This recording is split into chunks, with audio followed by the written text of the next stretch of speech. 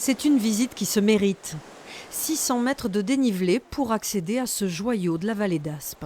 On va y rentrer, je vous le promets. Mais avant d'y rentrer, quelques petites Un fort construit au 19e siècle pour défendre la frontière d'une invasion espagnole. Un site de 11 hectares adossé à la montagne où stationnaient 400 militaires. Mais le fort du Portalet est surtout connu pour son passé de prison politique pendant la Seconde Guerre mondiale.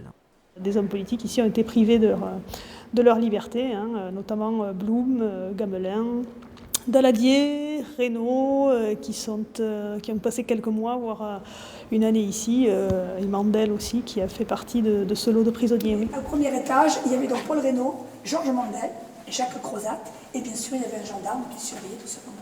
Sans parler du maréchal Pétain, enfermé ici juste après la guerre. La visite des cellules constitue d'ailleurs un moment fort. Le Portalet impressionne ses visiteurs avec ses couloirs sombres et ses coursives. Ce qui m'a le plus marqué, c'est d'abord l'histoire des prisonniers qui sont venus ici, enfin de Pétain et compagnie là. Et après, le reste de l'architecture, je connaissais. La prouesse que ça représente de construire un tel édifice dans les conditions de montagne comme ça, et surtout avec les moyens de l'époque, quoi.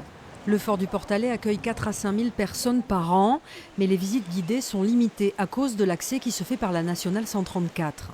La communauté de communes et le département ont donc le projet de construction de 2 passerelles. L'objectif serait de sortir les gens de la route nationale par une passerelle qui arriverait de la nature jusqu'au fort, qui descendrait les lacets du fort et reprendrait une autre passerelle ici en encorbellement le long de la route nationale, pour éviter aux uns comme aux autres de passer sur cette route. Un projet ambitieux qui devrait voir le jour d'ici 2020 pour que le fort du Portalet redevienne un grand site historique du Béarn.